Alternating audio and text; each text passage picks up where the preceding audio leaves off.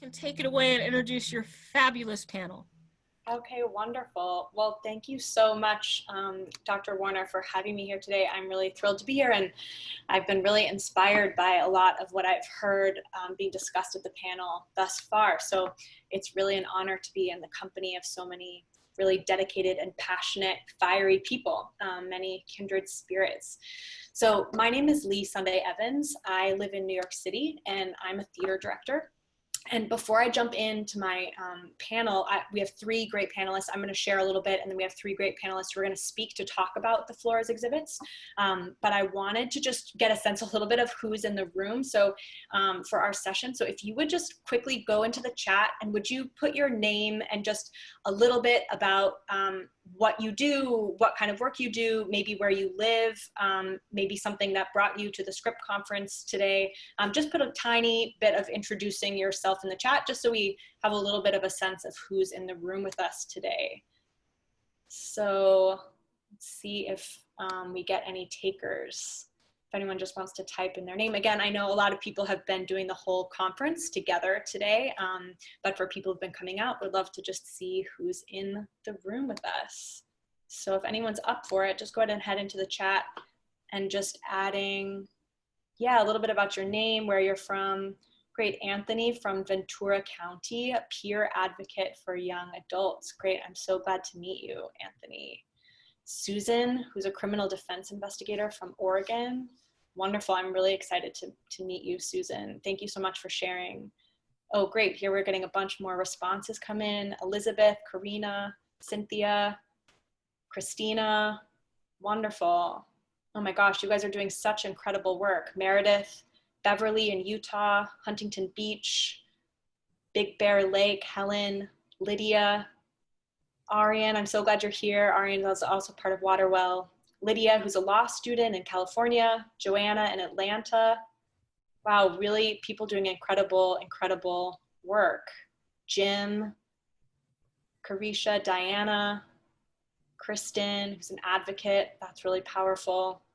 Okay, wonderful. Well, please feel free to just put your name and a little bit about yourself in the chat if you'd like to introduce yourself. It's really nice to get to know just a tiny bit about who's in the room with us today while we do the session. So I am gonna go ahead and jump right in. And again, just another big thank you to Dr. Warner. I'm really honored to be invited and really honored to get to connect with all of you.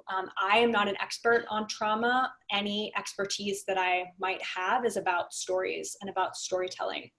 So as I mentioned before, I'm a theater director, which means that I've spent most of my life, many hours thinking about how to connect people through narratives and stories that move us and shake us up. I'm also the artistic director of a company called Waterwell. Waterwell is a production company, and we also run a no-cost conservatory-style training program at a New York City public school.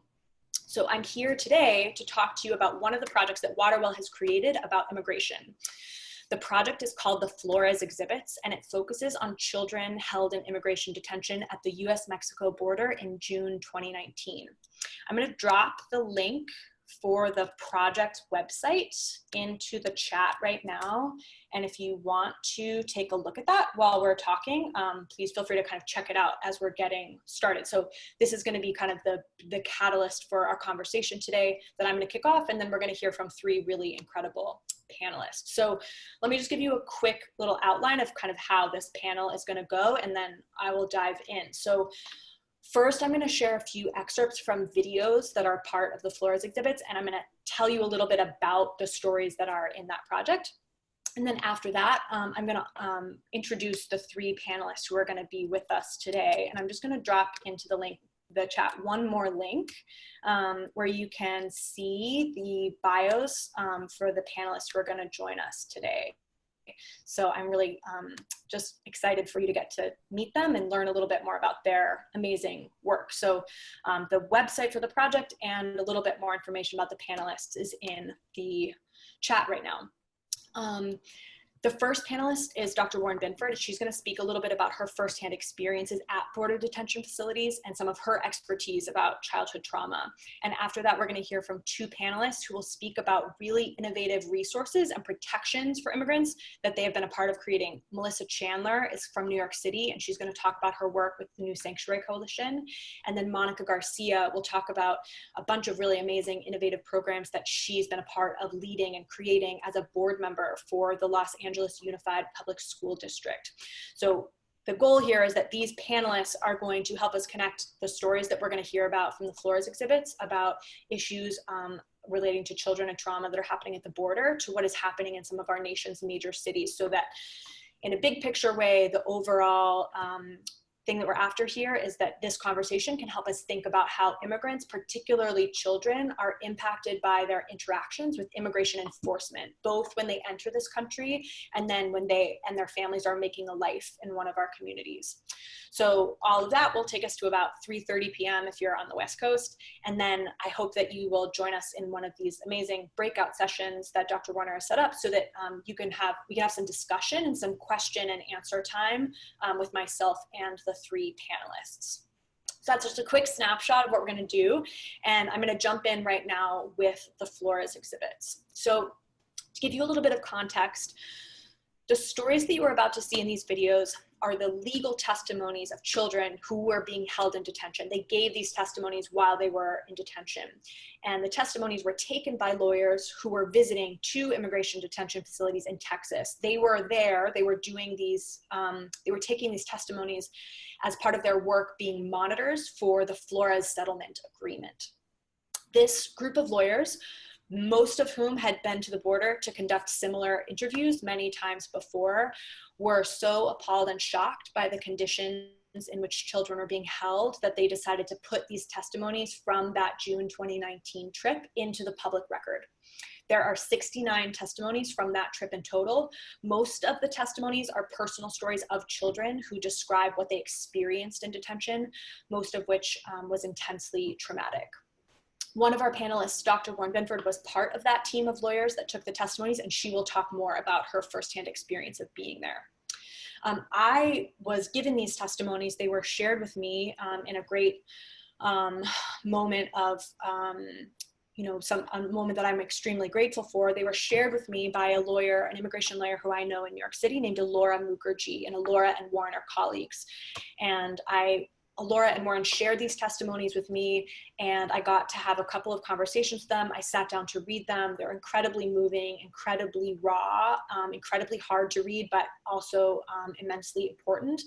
And they expressed to me that they wanted as many people as possible to hear these firsthand stories for themselves. So in response to getting these stories and these really galvanizing conversations with Laura and Warren, Waterwell, the company that I run, we decided to make a series of videos in which people from many different parts of our society, actors, writers, educators, lawyers, some former judges, and also people who have their own direct experience of immigration, would read these children's testimonies on camera.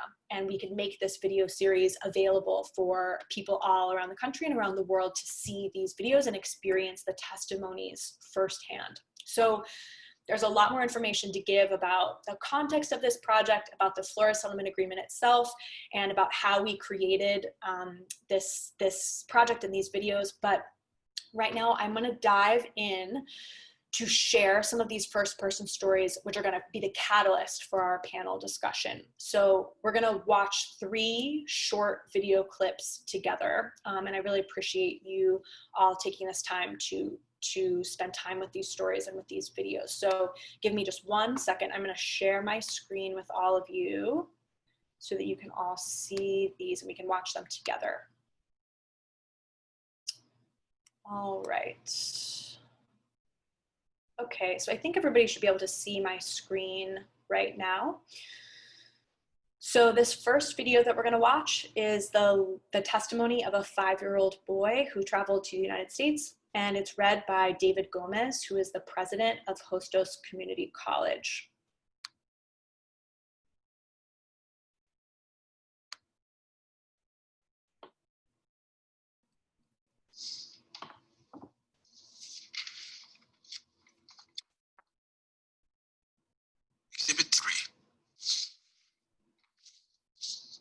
Declaration of JILC.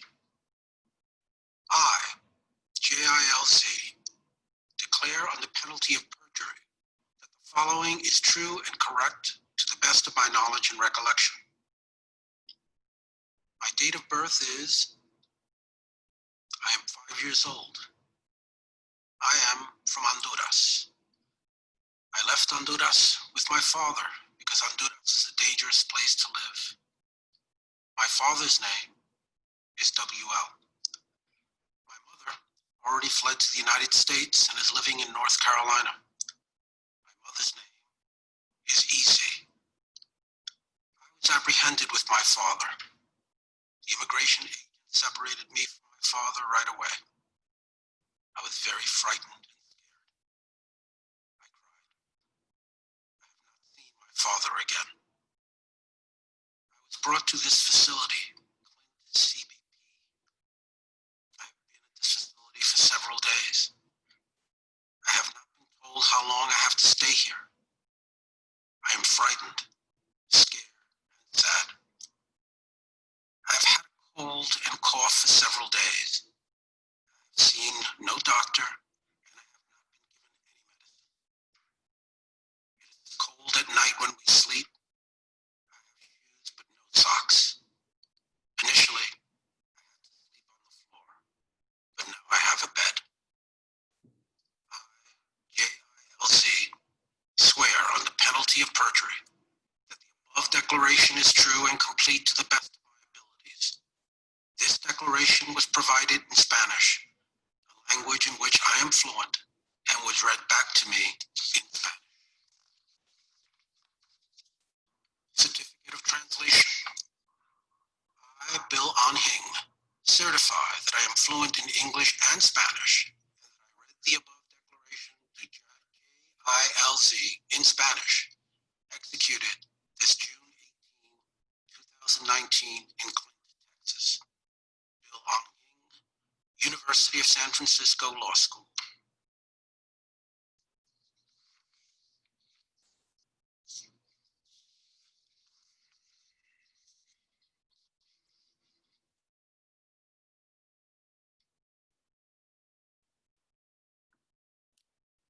Great. So that's the first video and the first story that we're going to watch. Thank you so much for giving this story your attention. Again, that was the story of a 5-year-old boy who traveled to the United States from Honduras with his father. And when he encountered immigration agents, he was put into detention and separated from his father. We're gonna listen to another story. I recognize these are intense, and I really appreciate everyone being game and giving your attention to hearing these. I think they're gonna provide a really big, rich basis for the discussion. The next story that we're gonna hear is of a 15-year-old boy. This testimony is read by Flaco Modesto Jimenez, who is a performance artist based in New York City. Exhibit 41. Declaration of AMOR. I, AMOR, declare on the penalty of perjury that the following is true and correct to the best of my knowledge and recollection. I came from El Salvador with my brother who are 11 and 19 years old. I am 15 years old. My birthday is, we came to be with our mother who lives in the United States because of the gangs who are threatening us. They came to our house and beat up our aunt, and so we had to leave before they came back. They took our older brother to another facility and then brought my younger brother and me here to the Clint Border Patrol Station 2 days ago. At first, my brother and I were together, but then they said that he could not be in the same room. A Border Patrol agent came in our room with a 2-year-old boy and asked us, who wants to take care of this little boy? Another girl says she will take care of him, but she lost interest after a few hours, and so I started taking care of him yesterday. His bracelet says he is 2 years old. I feed the 2-year-old boy, change his diaper, and played with him. He is sick. He has a cough and a runny nose and scabs on his lips. He was coughing last night, so I asked to take him to see the doctor, and they told me that the doctor will come to our room, but the doctor never came. The little boy that I am taking care of never speaks. He likes for me to hold them as much as possible. We live in room 203 with 25 children. I estimate that it is about 10 by 15. The first night I slept on the concrete ground and used a blanket to cover me because it was so cold. I could not sleep because I was so cold and my head hurt. Yesterday, some of the girls left, and so I was able to get on one of the beds. Last night, the little boy and I were able to sleep in the beds together. Today, a nurse got mad at us because a comb is missing. 2 girls asked to use a comb, but only one was returned. We are not allowed to keep the combs. So they came in and took out all of the beds and all of the blankets in order to punish us. Now we will have to sleep on the floor. In our room, there are 2 toilets and a sink. One toilet is out in the open and the other is in a stall with no door, so there is no privacy when we go to the bathroom. There is no soap. We eat in the same room. Some of the children have to eat on the floor. I have to change the little boy's diaper on the bed. Since arriving here, I have never been outside and have never taken a shower. I, AMOR, swear on the penalty of perjury that the above declaration is true and complete to the best of my abilities. This declaration was read to me in Spanish, a language in which I am fluent. AMOR, June 19, 2019, Exhibit 41.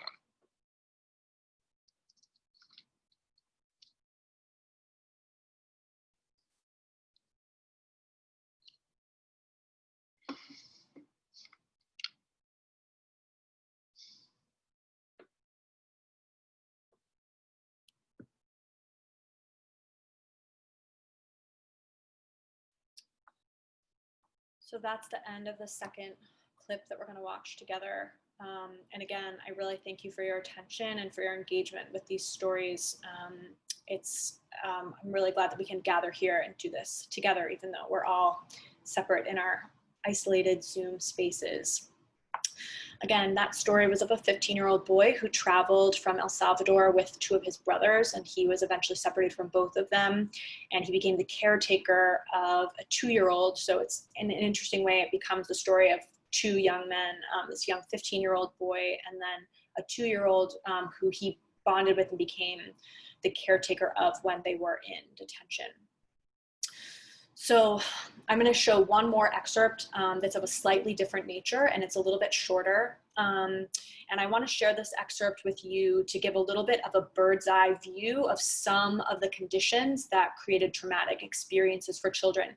This testimony was written by a pediatrician who visited the detention centers alongside the team of lawyers. And she describes kind of an overall picture of the conditions from meeting with many, many, many children and doing medical evaluations. So I'm going to switch this over to this last excerpt that we're going to see together here. Oops, excuse me, 1 second. All right. So this excerpt is read by actress Kathleen Chalfant, and it's about 2 minutes long. We're going to jump right into the middle and just look at one section of this testimony from a pediatrician. On June 15, 2019, I visited the Ursula Border Processing Center in McAllen, Texas. I visited with 39 detainees, all minors except 1, and performed a medical exam on 21 infants and children. My findings and grave concerns are listed below. Ursula Border Processing Center. The 39 detainees that I interviewed had a time in custody ranging between 4 and 24 days, far longer than the 72 hours outlined in the Flores settlement agreement. The American Academy of Pediatrics policy statement on the detention of immigrant children is quite clear that it is never in the best interest for a child to be held in detention. Many of the detainees were teen mothers, already having been exposed to tremendous trauma in their home countries, on the journey north, and most certainly now in the conditions in which they are being held in custody of the U.S. Customs and Border Protection Processing Facility. The conditions within which they are held could be compared to torture facilities. That is, extreme cold temperatures, lights on 24 hours a day, no adequate access to medical care, basic sanitation, water, or adequate food.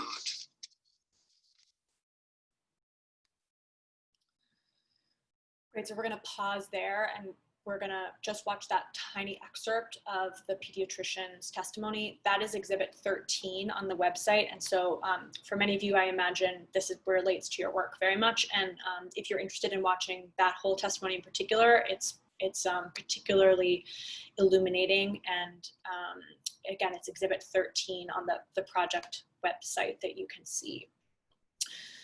So again, thank you to everyone who's on here, who is listening to, taking time to listen to these stories.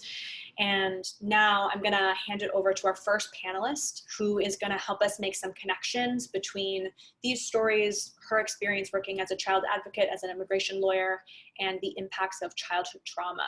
Dr. Warren Binford is a child rights scholar and an advocate, and she's researched the multifaceted effects of trauma on children.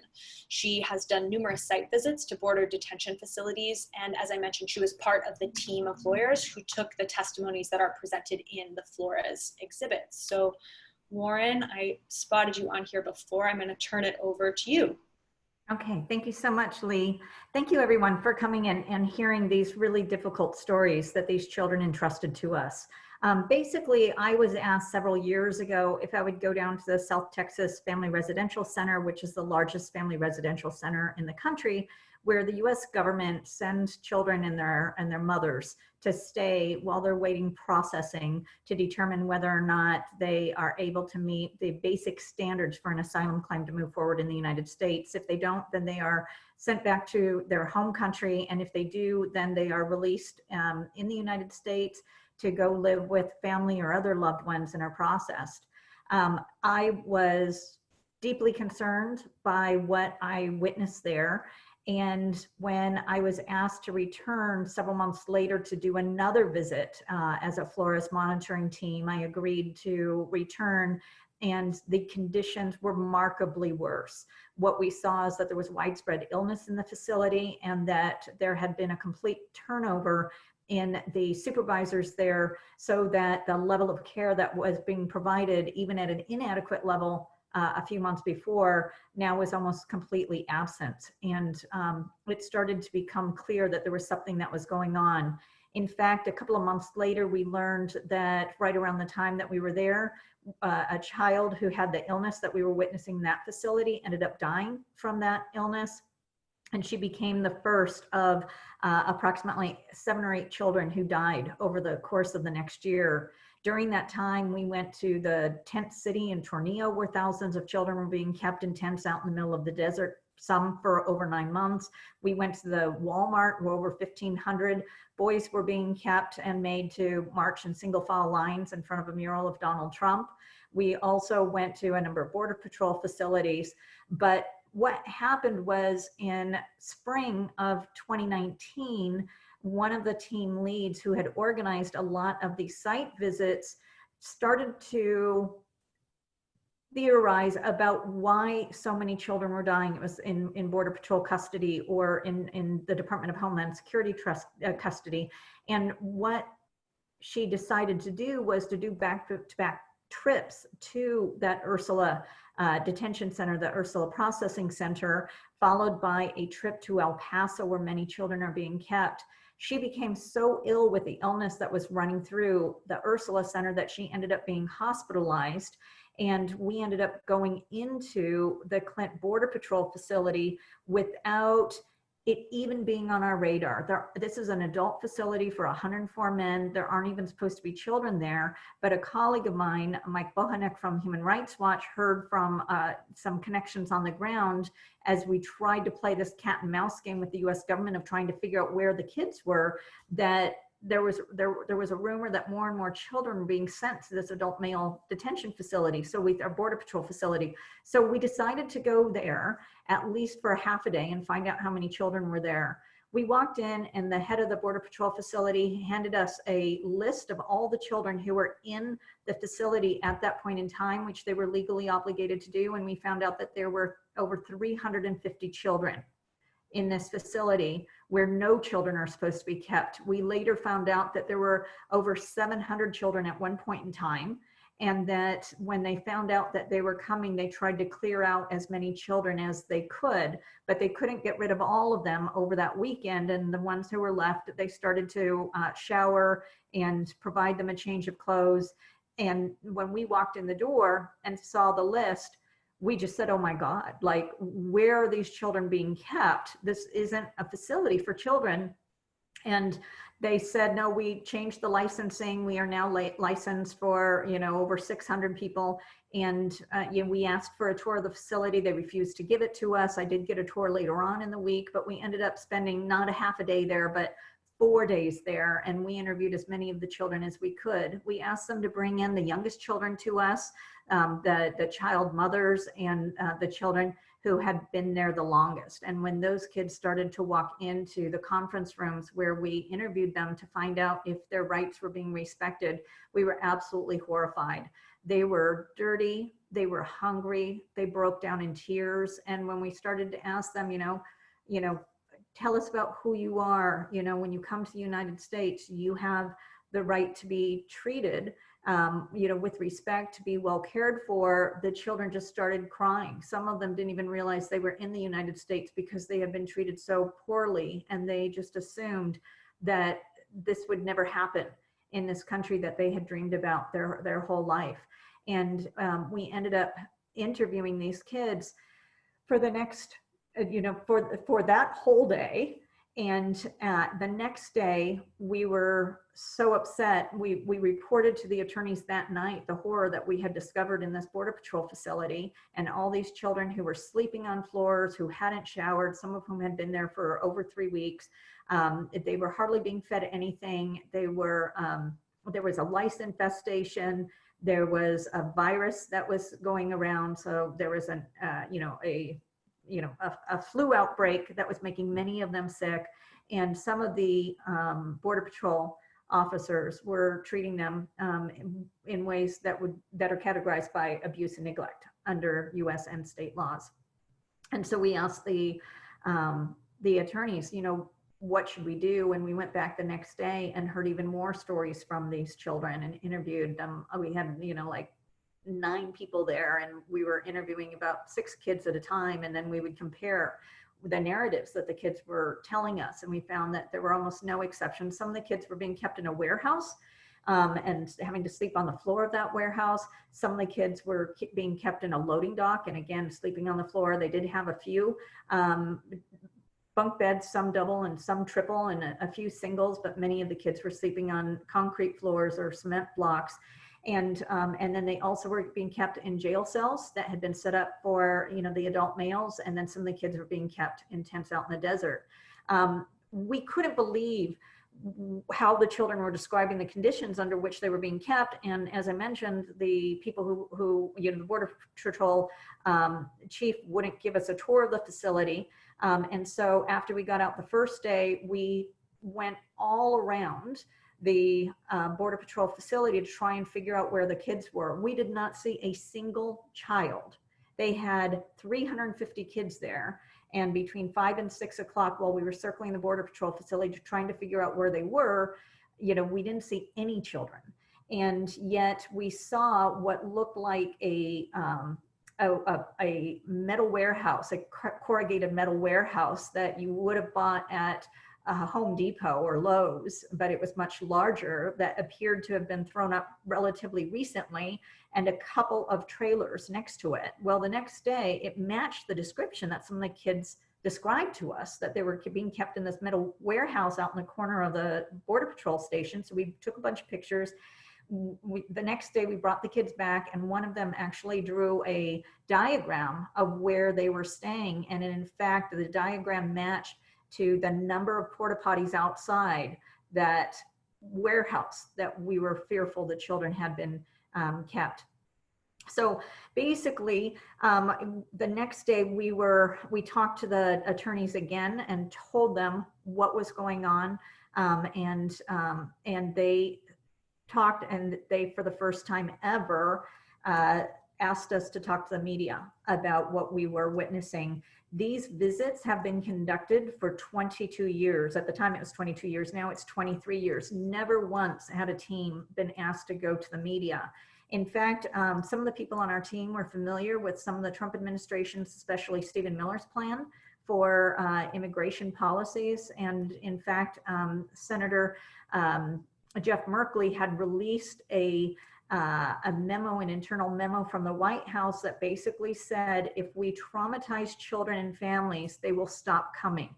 So the whole argument that we are being overrun, we don't have enough beds for these kids, we don't have anywhere to send them, we have no choice, it's a problem with a surge, that this has nothing to do with policy, was all a lie. It's all been documented that the US government was intentionally traumatizing children and families as an immigration detention policy. And so when we sat down with the Associated Press and started to tell the reporter what we were witnessing, he couldn't believe it. And he was asking us for proof, that to show him that we weren't making up this story. And, you know, we tried to redact the children's names, tried not to show him any sort of, you know, private information, but he could see just from the papers that we saw that, you know, this story was real. The AP ended up running the story.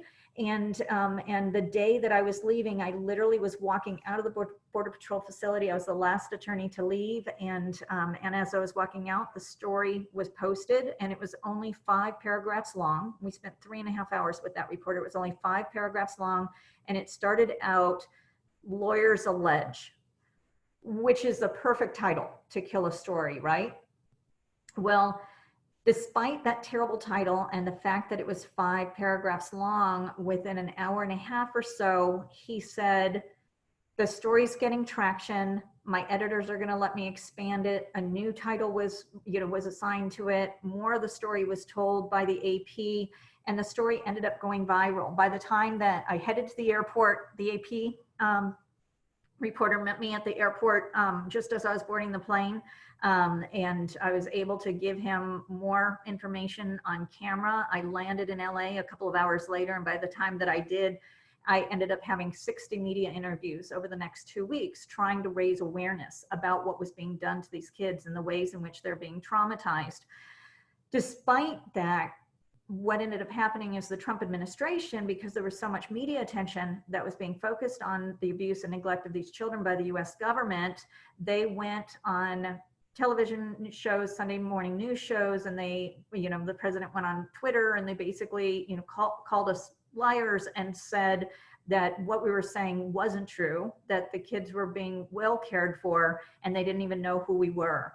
And in fact, Vice President Pence got on Air Force Two, flew down to another facility in Texas.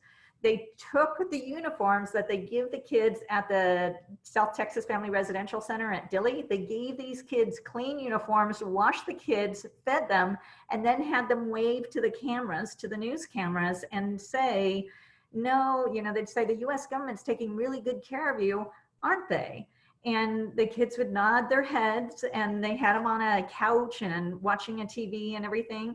And then what they did was the Fox News sent in an entire cohort of religious leaders, of fundamentalist religious leaders, to the Clinton Border Patrol facility.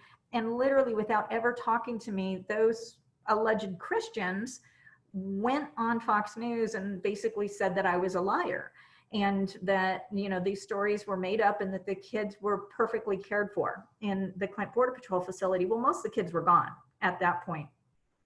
But in any event, that was 2 weeks later, after they had definitely, you know, at least partially cleaned up that site. But then the challenge for me is what takes us to Lee, which is that how do you counter a false narrative that's being pushed at the highest levels of government? I am one person, I can do 60 interviews in 2 weeks and then, you know, collapse afterwards. But like, I can't take on the president, the vice president, and, you know, America's Christian leadership. And so what we decided to do was to reach out to people who are able to tell stories.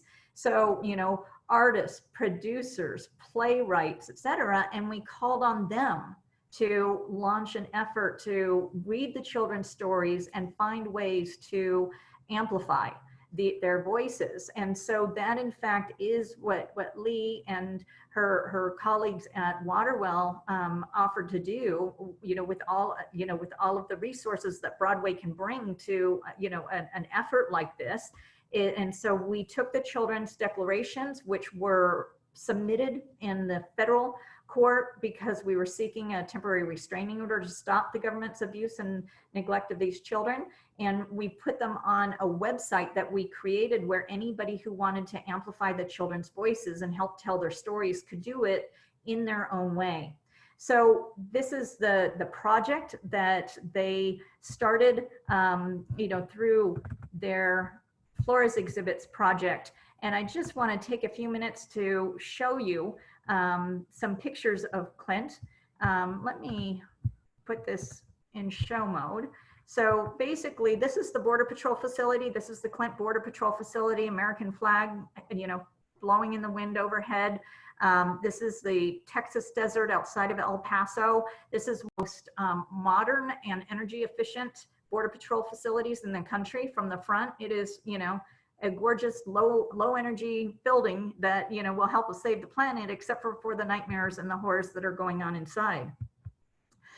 This is the warehouse where over 100 children, approximately 104 children were being kept. One of the reasons we know the numbers is because the children told us approximately how many kids were in the places where they were being kept. And in fact, somebody, I suspect, deliberately gave me a list of every child that was there on the day that I left and what, you know, what room they were being kept in, their ages and where they were in the process, how long they had been there, what their stage was for being moved forward, because ultimately all of these children have the legal right to be kept with family or other loved ones in the United States while their claims are being processed to stay here permanently. As you can see, there are like basically no windows. There's like a couple of ventilation windows like that. These are the two trailers that are right next to that warehouse. One is a shower trailer and the other one is a first aid trailer. And the kids said that these were brought in shortly after or shortly before our arrival, and they immediately started being given showers just before we got there.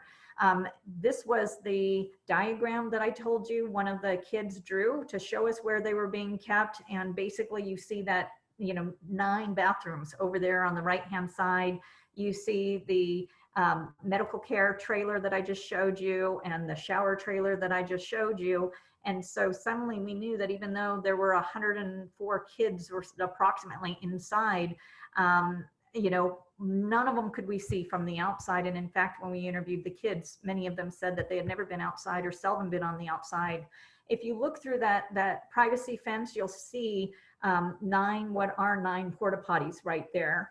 So that when they tried to deny that they were not keeping these kids in the warehouse, we knew that they were lying. And then this, I just want to share with you, is a drawing by one of the kids that when we're conducting trauma-informed interviews with these children, we often will have them draw pictures and tell us about their families and things like this. And we often have really beautiful pictures like this drawn by the children, that they have families who love them. They have positive images of home. They have, you know, positive images of the world. And they, you know, the trauma that they're being subjected to at the hands of the US government really can shatter their well-being in so many ways. And I'm sure that you all know that when you experience trauma, that it can have lifelong effects depending upon a number of factors, that it can affect your neurological development, that it can affect your genetic expression. And in fact, some of the most recent research suggests that when you experience significant trauma, that it might even be hereditary, that you can pass down some of the disruptions to your epigenetics to the next generation, and you might lose your ability, your children and grandchildren might lose their ability to regulate anxiety and other emotions. And I know that I saw Paul Arnold's name on the attendees here. I don't know if he's the one from Calgary who's been working with me on some of this research, but in any event, you know, that's one of the things that Paul has been looking at, is this intergenerational trauma that can show up in one's brains and in one's genetic and epigenetic expression. So what are we doing about this? One is that we are litigating this. There are a number of lawsuits that pre-existed and even prior to this administration, and then a number that have been brought over the course of this administration because of this intentional trauma immigration policy. We also have started this campaign to amplify the children's voices, in addition to the Flores exhibits, which you saw a little bit about today. There's a children's book that's coming out that is made entirely of the children's words, just like in the Flores exhibits. We're keeping the focus on the kids. It's illustrated by 17 Latinx illustrators, several award winning. We also did a Border X comics book by some of the best comics artists in the country. Right now there is an art benefit sale that's going on from an art exhibit that was shown 1 mile from the White House. Some of the world's leading visual and conceptual artists painted and made other things. They made sculptures and all sorts of works of art that were inspired by or integrated the children's stories. And there were 142 works of art, and there are only 5 left. They just went on sale a week ago and they're almost all sold out. We've been able to raise $150,000 for the nonprofits who are working with these children and families through that effort. There was a flash mob choir on the Presidio, musical theater, benefit concert in Chicago. The Philadelphia Metropolitan Opera, I think it is working on an opera based upon these children's stories. And it's all intended to make sure that these children's narratives, that their experiences at the hands of the U.S. government become a part of our social knowledge and become a recognized part of history. And then we've also been working with legislators. I've spent some time in Congress trying to establish more legal protections for these children. They have legal protections, but they are being violated. And we've also been working with the international community in order to put external pressure on the U.S. government to stop violating the children's rights. During our breakout session, we can talk about what you can do, but if you have any questions, I'm happy to answer those then. Otherwise, I'm going to hand it back to you, Lee. Great. Warren, thank you so much for sharing all of that personal experience with us and going back through what were, I know, extremely costly experiences, and for sharing much of that experience with us here today. So I'm going to jump right in and transition us to hear from our next panelists. And I just want to give you a tiny bit of a bridge because we're going to transition. Our next 2 panelists are based in New York, Melissa Chandler, and then LA, Mónica García. And they're going to talk to us about some of the really amazing community partnerships and models that have been created by governments, nonprofits, school districts to create legal resources and all kinds of support and protections for immigrants. So what I'm interested in doing is thinking about these issues not being isolated at the border, but thinking about how they affect us in places where we live. And I think that I am so inspired by these 2 panelists. I think they're incredibly brilliant. The work that they're doing is brilliant. And I hope that the work that they share with all of us kind of sparks all of our political imaginations to imagine what kinds of efforts can happen at the municipal level, at the city level, all kinds of innovative new kinds of partnerships that can help build protections, resources, and resilience and community support. So I'm just going to quickly introduce Melissa. Melissa was born in Venezuela and came to the United States in 2018. She earned a master's degree in labor law. She now runs the Pro Se Clinic at New Sanctuary Coalition, which assists and empowers immigrants. Most of the immigrants who they represent are asylum seekers, and these are immigrants who are not able to obtain legal representation, and so will often be representing themselves in court proceedings. So Melissa, I'm going to turn it over to you, and I'd love for you to tell us more. Hi, everyone. I want to thank the opportunity to be part of this panel. I will give you one spoiler alert. I live in the middle in like the center of Washington Heights in New York. So it's a lot of Hispanic community, especially Dominicans. So if you hear bachata or like people screaming in the background or something, I apologize. Police sirens, ambulances, firemen, like all kinds of things you may hear in the background. So I apologize. And if you don't hear something or if you don't understand something, also just let me know and I'll repeat it. But yeah, just like Lee said, my name is Melissa and I work at New Sanctuary Coalition. I'm one of the PsyD clinic coordinators. Basically our job as organization and also like each one of our programs is intended to assist and not actually represent, but assist our friends, which is how we call our community members, to navigate the system, to navigate their process, and to just simply understand what is that they need to do or that they want to do and they're able to do, just simply by offering them some tools. One of the things that brought me to New Sanctuary Coalition was just like a reality check that I have once I came into the United States. So when I came to the United States, my brother had already been assisted by New Sanctuary Coalition. And then once I came in, I just realized there's this bunch of people and I just had no idea what they were doing there, what was going on. My process was, I would say, a lot different than most of the friends that we serve at clinic or throughout our different programs, just because I came on a visa. I complained a lot just like by having to travel 3 days on airplanes and all that.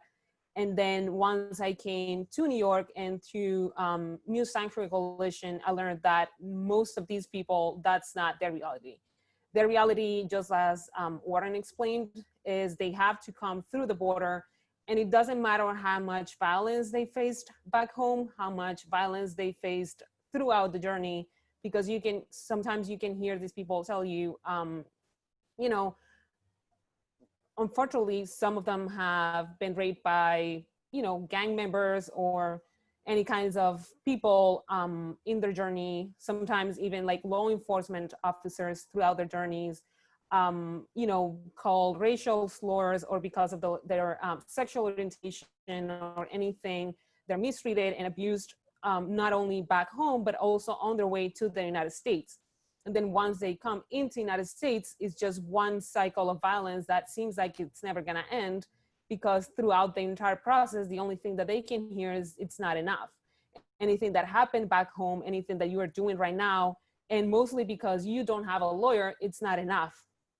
The fact that you don't speak English, the fact that you don't have a degree and you have no idea what's going on with your process, it just keeps repeating itself, and it keeps being reinforced by immigration judges, by law informants, officers. It just keeps happening and happening.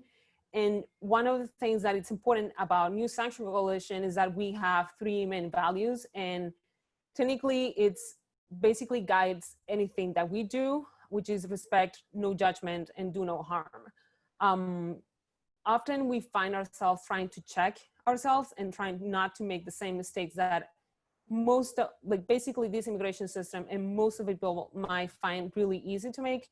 And we have to stop ourselves, reevaluate, and then just try and continue doing our best, because it's easy to judge or to not be able to understand when these friends say, I have 3 children, I have to leave 2 back home exposed to this, they're in hiding, and I was only able to come with this one either because I only had money to bring this daughter, or this was the one that my husband or this gang member was interested in, and they were gonna kill her, they were gonna make her their girlfriend or something like that, or just simply because there's some criminal background, or because they made X and Y decision. And it's not our place to judge, and it's not our place to question their decisions. It's our place just to simply help them navigate and to provide some of the tools that, back home or never in the life they have had. And, this is a system that is so complex and is so confusing that it's not easy at all to navigate, especially when you don't have a lawyer. For most of our friends who have come through the border, most of them somehow, not somehow, but they have been released from immigration detention, or they were never in immigration detention because someone sponsored them, because someone paid their bonds, or any other circumstances. But some of them continue to be in detention or in some form of detention throughout the entire process, for years sometimes, because they're placed in this system, in this program that they call intensive appearance immigration supervised program, which is basically they put them into, they install this in-call monitor, they call, it's a GPS shackle basically, and they tell the officers or case managers, as they call themselves, as in their social workers or something, they tell friends, you know, we're gonna call you and you have to answer and tell us what you are. We are gonna go home on this particular date and time and you have to be at home. We don't care if you have to work, we don't care what you have to do, but you have to be home when we go and visit you. And also you're gonna have to come to our office and check in with us on this particular day. That doesn't include the fact that sometimes the GPS doesn't work properly, and then friends are having these case managers calls saying, where are you? We cannot find you. If you take your monitor off, we will arrest you and we will send you back. It's just one big situation of just harassment throughout the process. And sometimes it's not their date for visits, not their date for a phone call or anything. They're just minding their own business, and they get this phone call saying, we're going to your place right now and you better be there, because otherwise you know there's something coming. And you know, it's really difficult for most of these friends to be able to understand, be able to focus on something when everything that they hear from behind is something will happen, we will deport you, we will detain you, we will take your children, we will kick you out of the shelter, we will take your eligibility for a work permit or this or that. And it basically just reminds them of home and the violence that they have run from, which is threats and more violence. And it's really difficult to work in such an environment that it just keeps imposing violence. One of the things that NSC has, and unfortunately I cannot invite all the staff members, but we have some programs that sometimes overlap themselves. One of these programs is the accompaniment program. Basically what we do is we accompany friends, not as lawyers, not as representative or counsel or anything. It's just a way for them not to be alone at a court hearing or at a check-in with ICE or a check-in with these case managers at ISAP, one of the ISAP offices, and also to basically tell immigration judges, officers, and you know, sometimes criminal court or family court, that these people are not alone, that these people, not everyone wants them out. Not everyone is opposed to people coming to the US for a better future or for safety. And also a way to tell them, you know, there's someone watching. These people are not alone. You cannot just instigate and harass and be violent towards these people, because there's someone watching, someone who is a citizen most of the times, because that sometimes seems to be what they care about, whether or not someone is a citizen, and especially if you are a white citizen, which is a lot of our, for some reason, it's a lot of our like population when it comes to volunteers, especially accompaniment, which is something that we are really thankful. But also part of what this program does is evaluate and elaborate accompaniment report backs, they call, which is basically says, you know, we met at this particular place at this time, we went into the hearing, these are instructions, these are follow-up instructions that the judge said, these are things or comments that the judge said or the DHS attorney made towards or regarding the friend's case.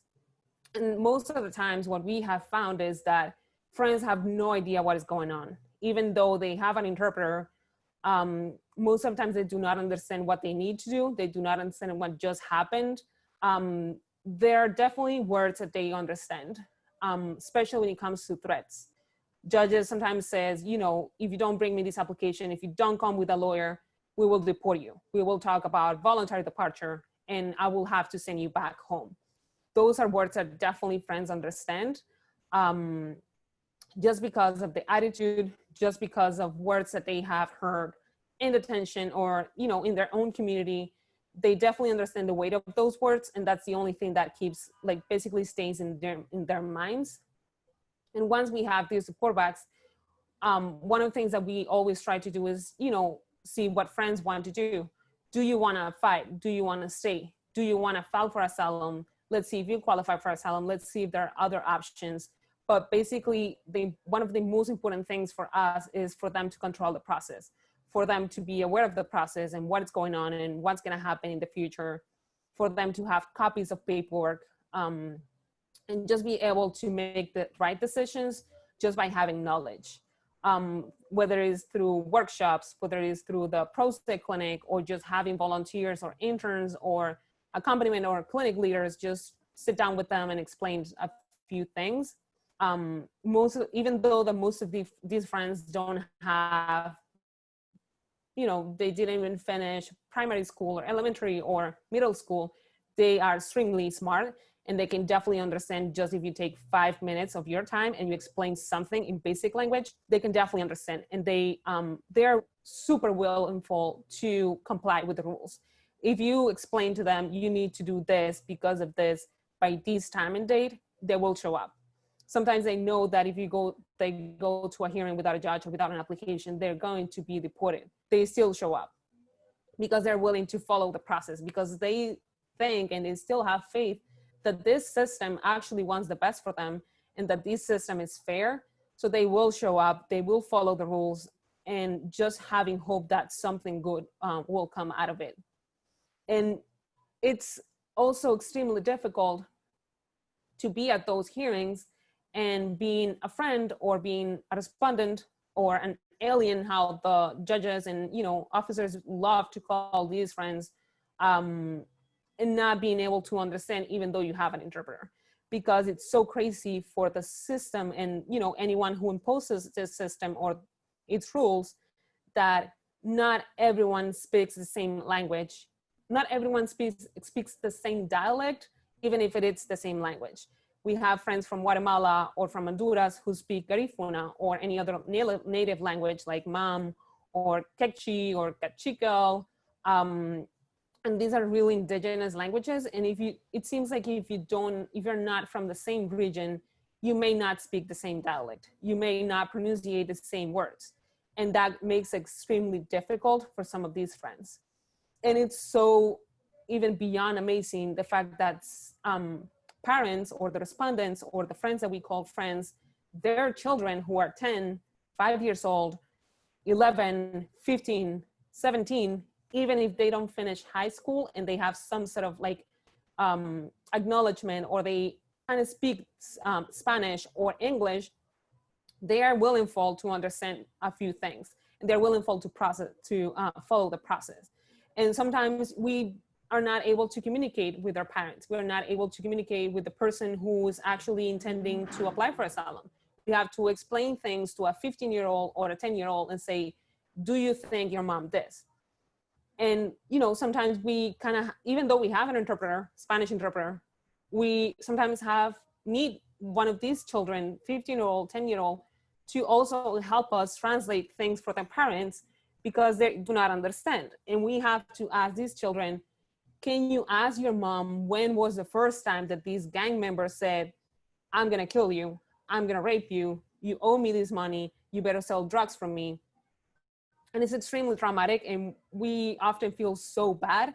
And we try to provide as many services as possible. We also have a social work program, and we always try to offer therapy and any other kind of school resources, and as many possible for these friends to be able to overcome some of the situations that they have been exposed to. But it's not easy when you have a whole system just pushing and pushing and pushing.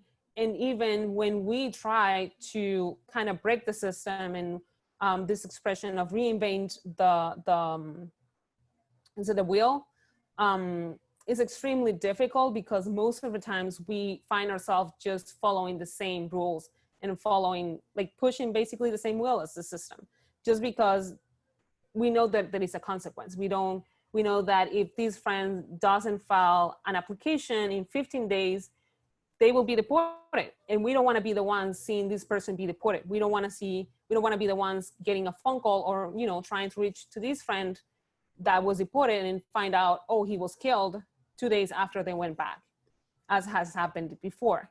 So it's a really difficult situation in, you know, New Sanctuary Coalition and many other organizations in New York are trying to do the possible. And I'm not only New York, I know there are different cities in LA, Miami, and also in the South, just trying to do as much as possible. But it's definitely not an easy situation when you have all this money going into walls and law enforcement and just new court buildings, new courtrooms, new judges that basically their background is military background, law enforcement background, previously was a DHS attorney, has no idea about immigration system or immigration law. And sometimes we find ourselves in a courtroom where the judge is basically asking the DHS attorney what the process is. Oh, should I grant this motion? Should I do this? How many days is it that have elapsed? And then basically the attorneys, the DHS attorneys have to give them answers, which is crazy and funny, but also so sad and disappointing. There's something that I read a couple of days ago that I had no idea about this woman. Her name is Ruthie Gilmore, I think. She's a Christian abolitionist. And I don't consider myself as radical as she is. I don't know if she's that radical, but one of the things that I love about her is just the way that she thinks. No matter what she's trying to do, no matter how many prisons she's trying to close, or what the title of her book or an article might be, what she is trying to say, and from what I've read, is that, you know, it's not about just closing a prison. It's not just about not detaining people. It's not just about opening borders. It's just about finding a way to invest the money that you're investing on walls and law enforcement. Why don't you invest it in job opportunities? When you call and say, when you go on a press conference and you say, all these people just want to come here and take our jobs opportunities. Why don't you invest in the school system and education for the people? So instead of having no opportunities and just trying to do your best while you find yourself in a situation where you're gonna, as she says, mess up, you know, you have the tools, you have the knowledge, you have the opportunities to make your own decision. And, you know, instead of just building prisons and healthcare and so many different opportunities, and just invest in a system that instead of just punishing people, you will prevent these situations. Because a lot of times it's just not giving people opportunities, just basically playing the system that will kind of let go, or kind of basically just drop all these classes and, you know, that basically, from what I can see, share the same thing. It's either about race, it's either about skin color, or it's either about Hispanic or Africans. But it's almost the same thing. One thing that happened to me living, or just like recent, I had just basically arrived to New York, into the United States. I was working for this company and I was doing like retail sales or something. And I had to go to the Bronx a lot. One thing that I realized being in the Bronx is that there's almost none opportunities for these people. And I asked someone, you know, why don't these people just leave the Bronx? And it's a lot of Hispanic communities and African-American communities. And someone said, you know, they don't have the money. The Bronx is basically something that was built to keep the people in. So these people, most of these people don't have the opportunity to leave even if they want to. And that was something, again, I did not understand until I started working with NSC. And I started seeing these things on justice. And,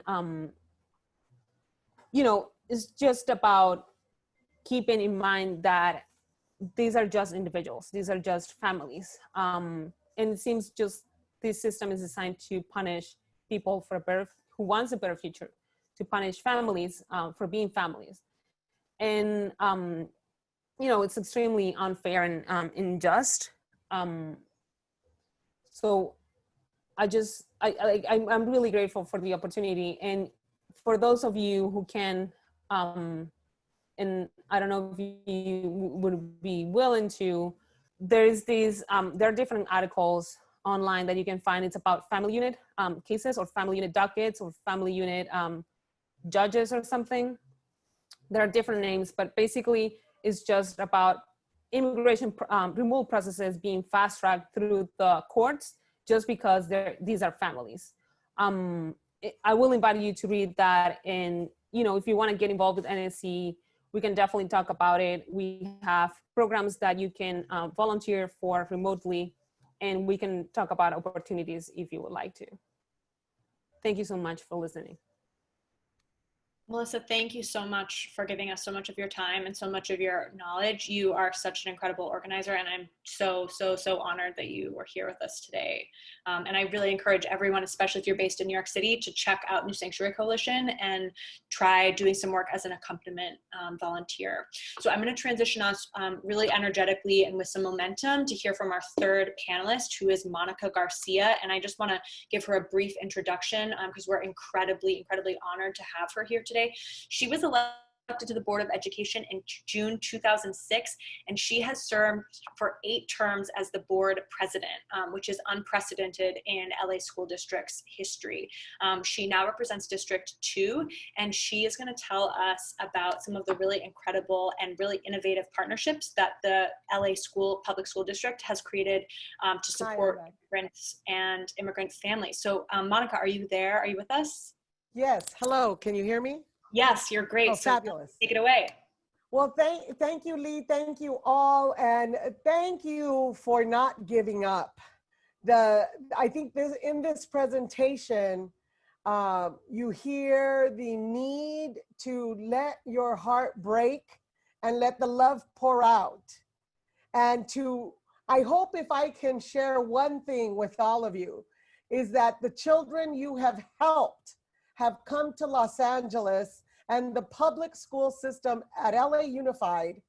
We are the largest in the nation with an elected board.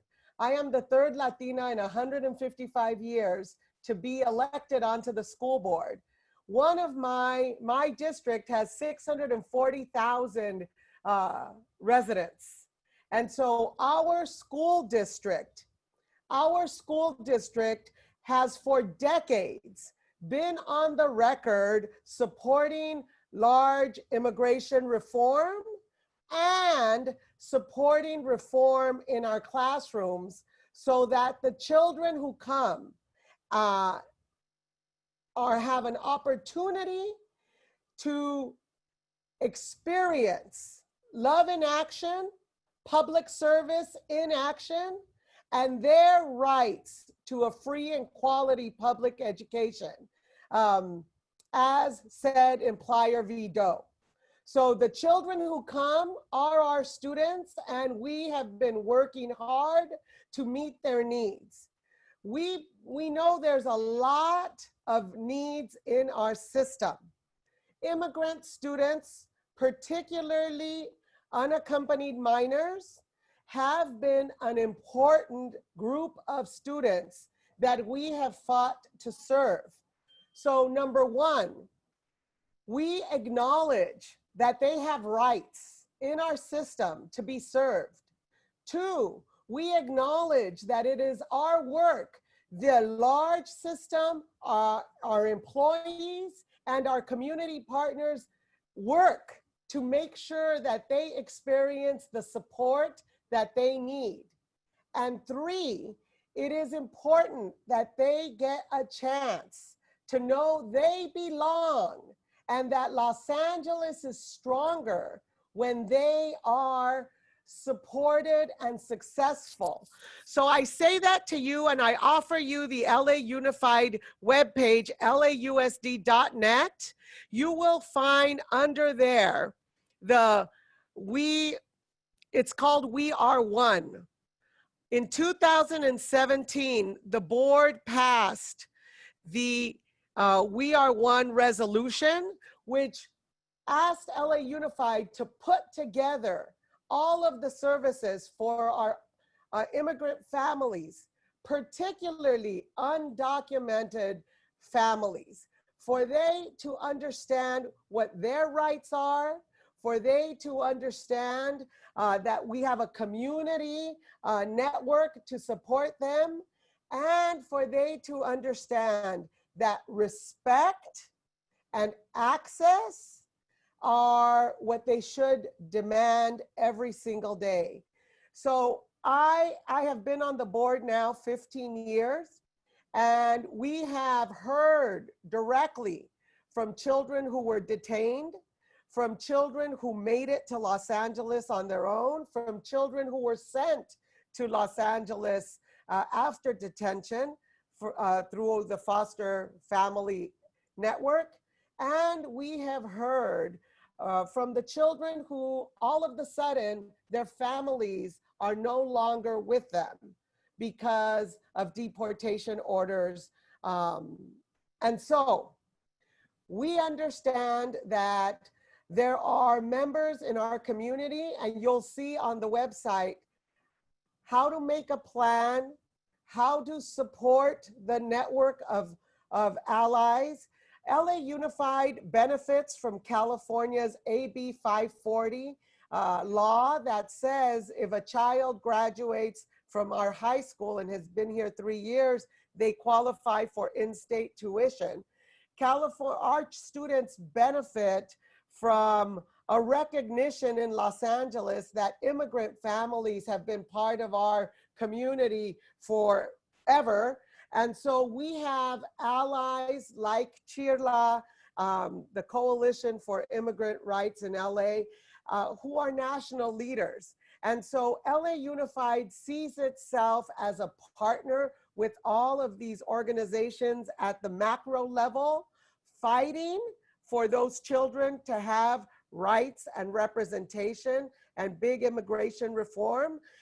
Just last week, we joined our Attorney General, Javier Becerra, to sue the president on his memorandum about the census and trying to not count all of our students and families. And so LA Unified continues to see itself as having a duty to represent our immigrant families. And it's not sometimes, it's all the time. So we have made explicit board policy that our schools are safe spaces. And should there be ICE or immigration authorities showing up at a school, they are directed to central office and they are dealing with our general counsel. But we have to communicate to our families. In order for us to do our job, that means our students and our families have to trust and feel safe. And so we consider that our work. We also work with community partners. Just this year, after several years of effort, we have a law clinic at the Robert F. Kennedy Communities of Schools in partnership with UCLA Law School. And this was an effort to respond to the administration's continued attacks on immigrant families and others. We have also been very clear, this isn't only about the Latino community. In LA Unified, we have over 144 languages spoken. We translate documents as much as possible. This year, we even said, welcome back to school and congratulations in Quechua, which was a new thing for us. But as you could imagine, I represent Little Tokyo, Chinatown, Koreatown, and certainly we have many immigrant families from Belize, from Nigeria, from across the planet. And so LA, urban America, is challenged with great need, especially economic need. 82% of our children qualify for free and reduced lunch. 91% kids of color are the majority of our school site, of our school population. But over time, it is our desire that every child who comes to our school gets to read and write, think and believe, and support them on their way to graduation. I want to make sure you know, immigrant students especially our most vulnerable students, show up at graduation and tell their stories of how resilience and a strong sense of purpose and support helps them move forward. We've heard today in this panel, incredibly difficult. Incredibly difficult. The kind of adversity that is faced is shameful and calls on all of us to double down and fight harder. We had 4,000 students walk out after this president won the election. And since that day, we have been committed to voter registration. In California, we are now registering 16 and 17-year-olds. There is a movement, Power California is leading it, to have those young people be able to vote. But we are very clear, especially in the immigrant community. If you cannot vote, you can absolutely be part of the energy to be part of campaigns and to get the vote out. The occasional voter, the new voter, these folks are allies for system change, and we must increase participation at the ballot box, particularly in emerging communities. Lastly, I will tell you that LA Unified has made it its mission to be in alliance with our county and city in participation in the census. Today, I believe the LA County numbers are only about 53%, and in large part, that reminds us that the vulnerable populations take the threats very seriously. So I am the daughter of immigrants. Unlike my parents, I was born in East Los Angeles. I never felt the threat that my parents did, whatever the way that shows up for people. LA Unified has also learned from our immigrant populations. We need to make space for healing. We need to have social, emotional support on campus, and we have to help. We have to help our students be well enough so that they can follow on their path. We also have documented teachers. I have to tell you, when we fight for DACA, it's not just our students, it is our teachers in the classroom as well that have been serving us all along. So I offer that just as a connection, that indeed what you do every day, and as you fight to free the kids in the cages at the border and to help them access their rights for immigrants, when they come to a school district like Los Angeles, we work to tell them they belong, they have support, and their healing has begun. We need them at graduation and beyond. Thank you very much. And Lee, just before you continue, anyone who wants to go into the breakout room, can you please let me know by putting your hand up or telling me in the chat, because we have about 10 minutes left. Thank you. Great. Thank you so much, Dr. Warner. And I do hope anyone who's interested will come into that breakout room and have some discussion and some question and answer time. It's really incredible to hear from all this information. I know it's a ton of information, and I'd love to have as many people who are interested participate and have some more in-depth discussion and take advantage of the opportunity to speak with these really, really remarkable panelists. So I just want to really lift up some of Ms. Garcia's work with the LA Unified School District. I first heard about her work when I was reading about the teachers unions negotiations leading up to their 2017 contract. And I think it's such a remarkable model of collaboration between different sectors of our society. The teachers and the parents had really in-depth conversations about what should be included in the teachers union contract and how to make schools work for families. And one issue was about ICE interacting with students and with family members, with parents who were coming to drop their students off at school, coming to school campuses. And so I see just an incredible amount of strength and innovation in that community model, and just really want to, that's evolved now into the clinic that Ms. Garcia was talking about, being located at the RFK school, the partnership between UCLA School of Law, the School of Education, and the public school district. So I just want to hold that model up as something that we could all learn from. And, you know, they've kind of like paved a way. Maybe there's ways that that model could be replicated in other places. And I'll just go back to Melissa for a few moments too, to say the same thing about New Sanctuary Coalition.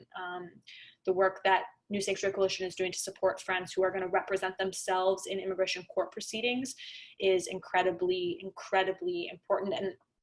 And I want to specifically kind of say that, Melissa, one thing you said that really stuck with me was how powerful it is to be in a courtroom where you're bringing witnesses into the courtroom to be in support of the immigrant who is going through those proceedings. And so I think that's a really amazing metaphor for the ways that we could all look for all kinds of ways that we could be doing that in our own communities, in our own networks, within our own, the networks of people that we know and are connected to. That kind of showing up and that kind of support makes an enormous difference. And Dr. Warner, as you said this morning, like kicking off the whole conference about how we're interacting with these enormous structures, but our one-on-one interactions, our relationships that we create are the ways that we really push things forward, and the ways that we can impact each other, one person to one person, is really, I think, reflected partly in what Melissa is talking about that happens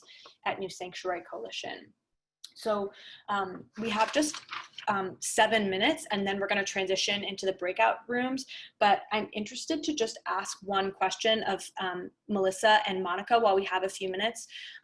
Dr. Binford was talking about this knowledge that the immigration lawyers learned, that there was a deliberate weaponization of trauma that was happening at the border.